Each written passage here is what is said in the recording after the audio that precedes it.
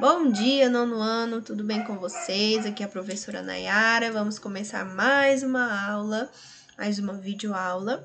Quarta e quinta nossa aula foi presencial. Passei para vocês algumas atividades aí do livro de língua portuguesa. Passei também para os meninos do presencial para fazerem um mapa mental, tá bom? Então você do remoto também vai fazer, tá? Sobre concordância verbal. Construir um mapa mental é importante, né, para você colocar ali em prática, identificar ali os conceitos mais importantes, palavras-chave que vão ali ajudar você a sintetizar o conteúdo, construir, esquematizar ali esse conteúdo, e quando você for fazer a revisão, ele é um material de apoio para isso, tá bom? Você vai olhando ali as palavras e já vai acionando o seu conhecimento sobre este conteúdo, tá bom? Nós vamos trabalhar aí, nós já estamos no 5º capítulo do livro de língua portuguesa.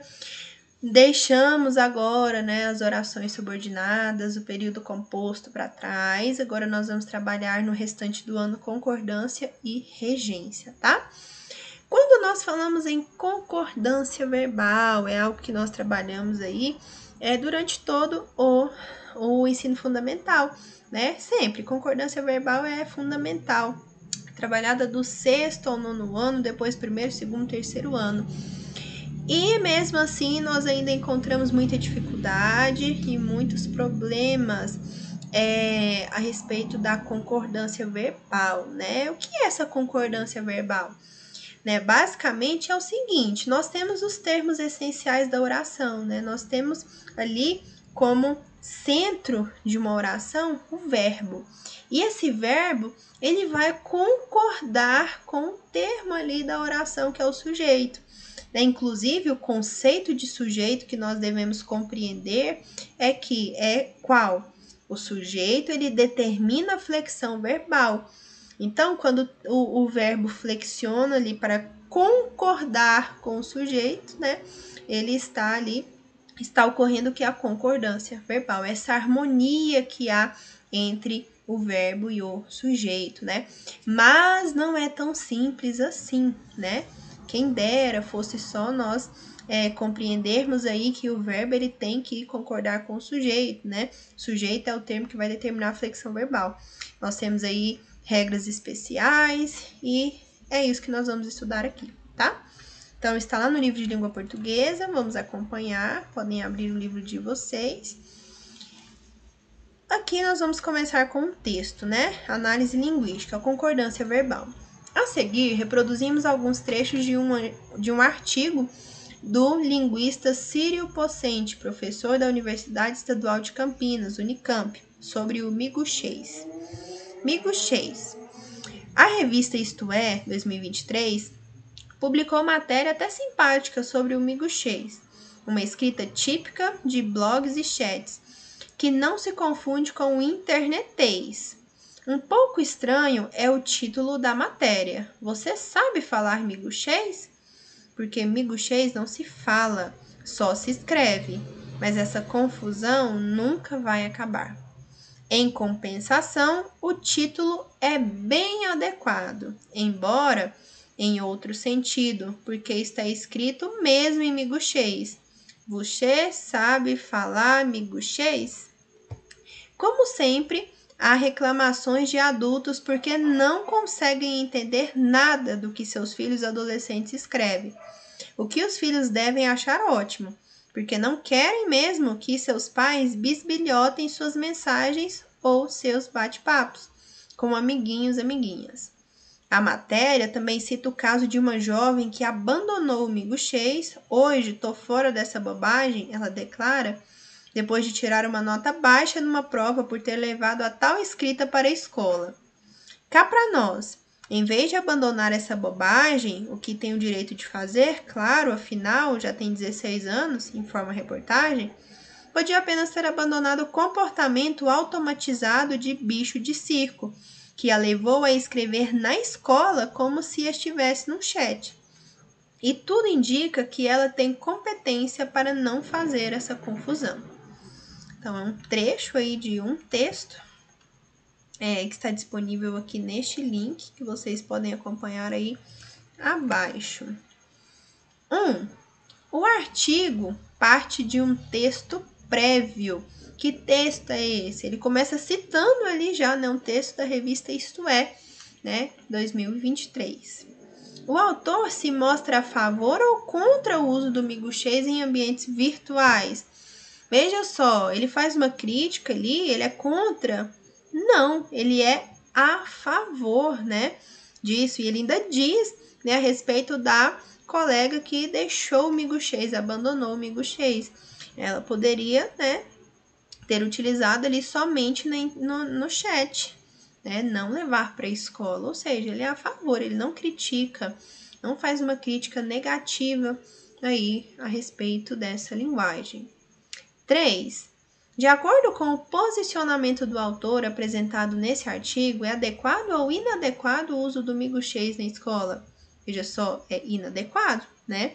Obviamente. Né? Por que, professora, seria? Porque aqui na escola nós devemos utilizar a norma padrão da nossa língua, né? As normas, a gramática normativa, né? As normas da gramática normativa. Normas da gramática normativa fica redundante, né? Mas é por isso que nós estudamos aqui a concordância, é por isso que nós estudamos período composto, por isso que nós estudamos sujeito, predicado, verbo, substantivo.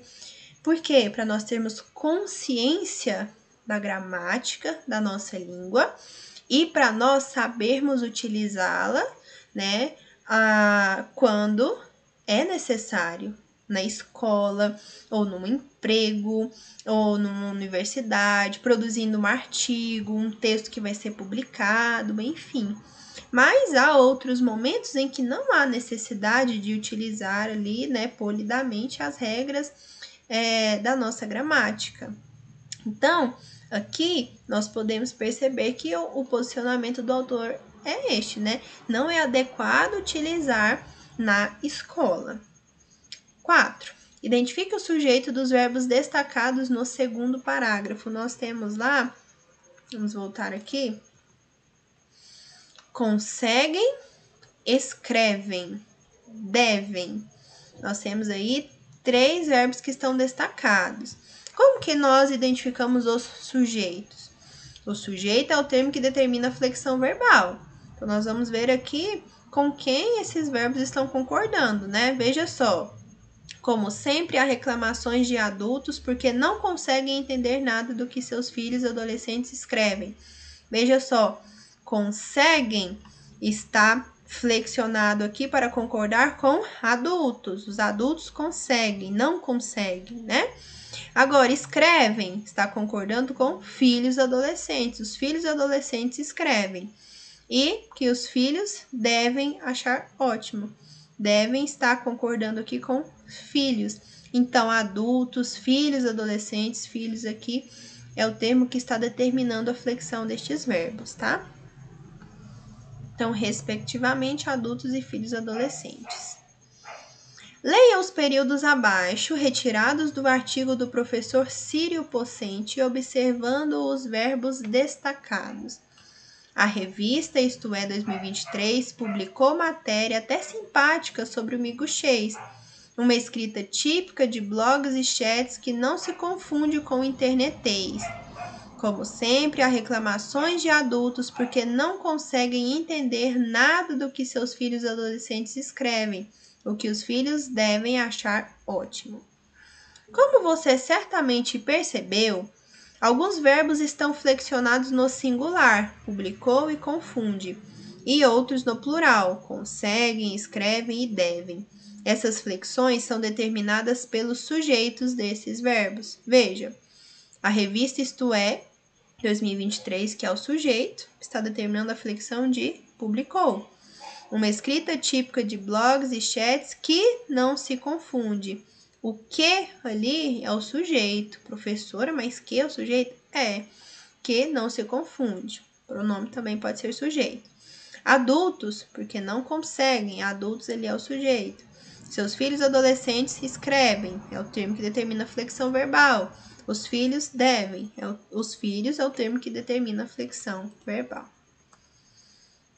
Por essa perspectiva, dizemos que sujeito é o termo da oração que determina a flexão verbal. Perfeito. Este daqui é o conceito que nós devemos ter aí, carregar conosco de sujeito, tá bom? Sujeito é o termo da oração que determina a flexão verbal. Além da flexão de número, singular ou plural, o sujeito apresenta também flexão de pessoa, podendo ser substituído por um dos pronomes pessoais do caso reto. Então, veja só, o sujeito ele pode ser substituído por eu ou nós, primeiras pessoas, né, singular e plural, tu e vós, que é você e vocês, eles, elas. Então, veja só, eu, nós, pessoas que falam tu e vós, ou você, vocês, pessoas com quem se fala, eles, elas, pessoas de quem se fala. São as 3 pessoas do discurso, tá bom? Se você não lembra disso, vamos relembrar. Eu, pessoa que fala, tu, pessoa com quem eu falo, ele, pessoa de quem se fala, tá? Ou, no caso, no plural, nós, vós, eles. Tecnicamente, a relação sintática que se estabelece entre o sujeito e o seu verbo é chamada de concordância verbal. Então, isso daí também é importante, tá bom? Marque aí a relação sintática que se estabelece entre o sujeito e o seu verbo é chamada de concordância verbal. Com base nisso, podemos formular as regras básicas da concordância verbal. 1. O verbo se flexiona na primeira pessoa do singular ou do plural se o sujeito é ou pode ser representado pelos pronomes eu ou nós, respectivamente. Então, veja só, eu estou preocupado, nós estamos preocupados. Então, ele vai flexionar aqui na primeira pessoa do singular, eu ou do plural. 2. O verbo se flexiona na segunda pessoa do singular ou do plural, se o sujeito é ou pode ser representado pelos pronomes tu ou vós, respectivamente. Esperas há muito tempo? Tu esperas há muito tempo? Vós esperais há muito tempo? Nós não utilizamos, né, muito o tu e o vós, né? Por isso que aqui colocou-se o você e vocês. 3. O verbo se flexiona, né, na terceira pessoa do singular ou do plural, se o sujeito é ou pode ser representado pelos pronomes ele, ela ou você singular, ou eles, elas e vocês no plural. Ela gosta de praia, vocês estão acordados? Pessoal, então veja só. Aqui nós temos 3 regras básicas e aqui nós temos os casos especiais. Essas 3 regras básicas são o seguinte: a partir ali das pessoas que nós temos, né? As pessoas gramaticais, as pessoas do discurso, a primeira, segunda e terceira pessoa, do singular ou plural, você vai ver aí como o verbo vai ser flexionado. Lembra de conjugação verbal? Nós conjugamos o verbo a partir das pessoas, né? Eu, tu, ele, ela, nós, vós, eles, elas. Então, é hora de relembrar aí a questão da conjugação verbal, tá? Que geralmente é estudada lá no 7º ano. Aqui, vamos para os casos especiais de concordância verbal, porque nem tudo são flores, né? Quem dera fossem só aquelas regras básicas ali, primeiras que nós vimos. Mas também não é bicho de 7 cabeças, né? De 7 cabeças. Então, nós vamos ver aqui, veja só, deixa eu só ver quantas são. Nós temos aqui 8 regrinhas, né? Que são colocadas aqui no livro de vocês. Primeiro, sujeito composto de pronomes pessoais. Quais são os pronomes pessoais mesmo, pessoal? Veja só, eu, tu, ele, ela, nós, vós, eles, elas. Nesse caso, se o sujeito composto tem como um de seus núcleos o pronome eu ou nós, o verbo irá para a primeira pessoa do plural. Se aparecer tu ou vós e nenhum pronome de primeira pessoa, o verbo fica na segunda ou terceira ou na terceira pessoa do plural. Então, se ali nós temos um sujeito composto, ou seja, tem mais de um núcleo ali, e dentre esse núcleo nós temos ou eu ou nós, o verbo vai para a primeira pessoa do plural. Veja só, João Marcos e eu somos amigos há muito tempo, porque a junção disso daqui é nós. Nós somos amigos há muito tempo. Tu e ele são amigos há muito tempo. Agora aqui é diferente, porque eu tenho o tu, então vai para a segunda, tá bom? Vocês, tu e eles são amigos há muito tempo. Tu e ele sois amigos há muito tempo. Aqui já é o vós, tá? O vocês aqui, ele é equivalente à terceira pessoa. E o vós aqui à segunda pessoa, tá bom? Então, veja só, é uma regrinha especial, né? Então, nós temos que observar aqui se há o pronome pessoal na primeira ou na segunda pessoa. 2. Sujeito ligado por nem. O verbo geralmente fica no plural, mas também é correto o singular na norma padrão. Então, tanto faz, tá? Pode ser no singular ou no plural. Nem a professora nem o diretor quiseram falar. Nem a professora nem o diretor quis falar. Então, aqui eu posso utilizar tanto um quanto o outro. 3. O sujeito é constituído pela expressão nenhum nem outro. Nesse caso, o verbo fica no singular, tá? Então, aqui não tem escolha. Singular. Nenhum nem outro quis falar. Nenhum nem outro soube a resposta. Verbo no singular. 4. Sujeito ligado por ou. O verbo concorda com o sujeito mais próximo, se a conjunção indicar exclusão ou equivalência. Ou João ou José comprará. Está concordando somente com José, naquela casa.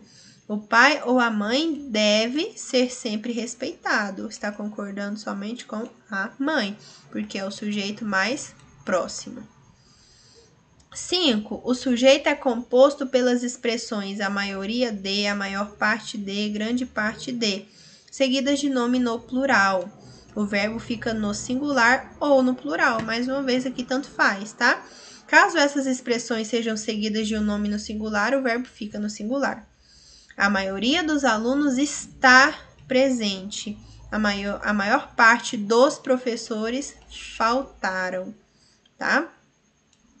Então, aqui o está concorda com a maioria, faltaram com o termo no plural. 6. O sujeito é formado pela expressão cada um de, seguida de um nome no plural. O verbo fica no singular. Cada um de nós foi ao baile com um vestido.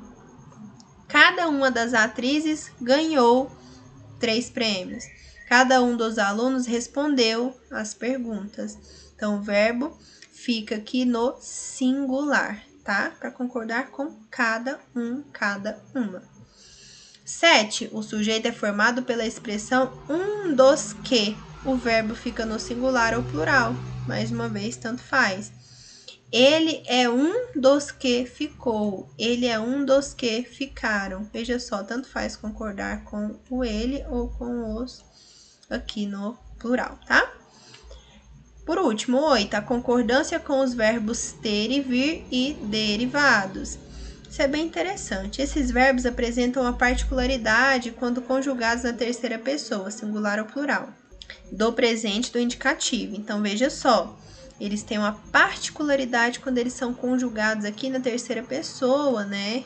Ele ou eles, né? Ele, ela, eles, elas. É que no plural, a forma verbal apresenta o circunflexo e no singular não. Então, aqui eis a grande diferença, né, entre o tem com circunflexo e o tem sem circunflexo. É porque o tem que possui o acento gráfico, né, o acento circunflexo, é porque ele está concordando ali com o sujeito no plural, tá? Então, veja só, ele tem um filho, eles têm um filho. Então, o tem aqui, o circunflexo, é porque está no plural. Ele vem sempre a 7, eles vêm sempre a 7, mesma coisa. Então, com os verbos derivados de ter e vir, a terceira pessoa do singular recebe acento agudo. E a terceira do plural, acento circunflexo. Então, no ter e vir, singular é acento agudo, plural circunflexo, tá? O diretor sempre mantém suas decisões. Os diretores sempre mantêm suas decisões. Que no singular agudo, plural circunflexo. Ele provém de São Paulo. Eles provêm de São Paulo. Singular agudo, plural circunflexo. Concordância verbal na língua falada. Então, aqui, nós temos uma particularidade também em relação à fala, né? E nós podemos perceber isso de forma clara quando nós começamos a observar as pessoas falando, né? Se nós formos deixar os ouvidos atentos à questão da concordância verbal, né? Veja só, na língua portuguesa não existe uma gramática, mas várias. Uma dessas gramáticas é a normativa, que eu vim falando nas aulas, né? Porque nós estudamos aqui as regras da gramática normativa, né? Essa gramática normativa, ela determina, em termos de certo e errado, o modo como as pessoas devem falar e escrever em situações formais, como entrevistas, reuniões de trabalho, palestras, etc. Assim, essas determinações não são necessariamente seguidas por nós na nossa vida.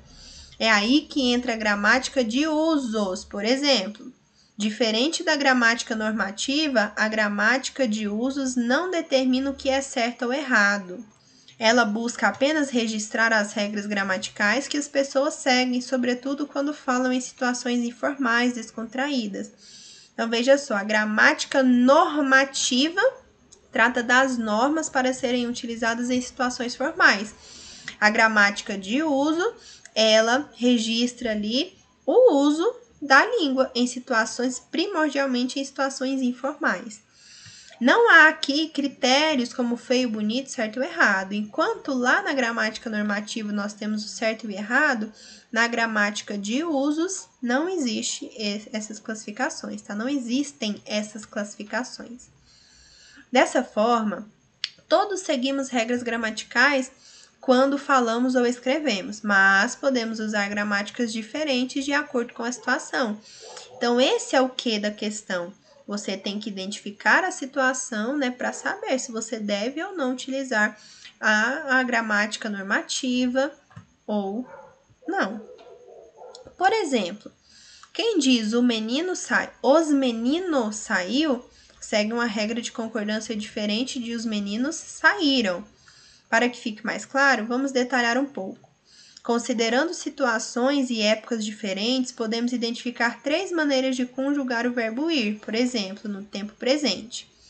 De acordo com a gramática de usos, temos o seguinte: eu vou, tu vais, ele vai, nós vamos, vós ides, eles vão. Na coluna 2, eu vou.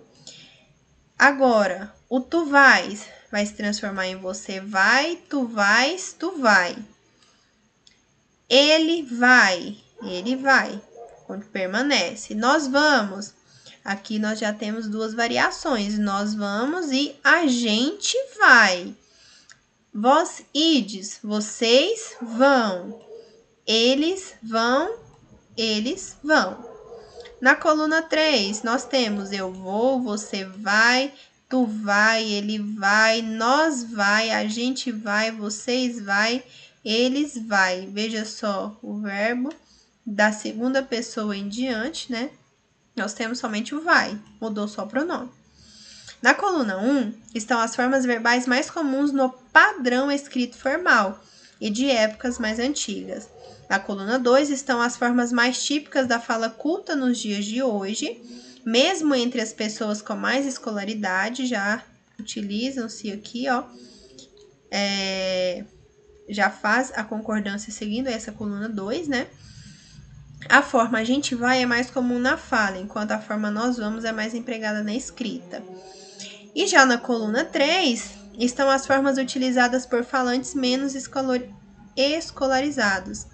Nessa gramática, há apenas 2 formas verbais, o que a deixa bastante parecida ao inglês, por exemplo.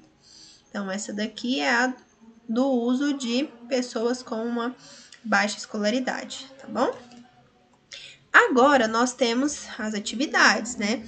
Eu pedi a vocês para fazerem. Se você ainda não terminou de fazer, termine, mande para mim, tá?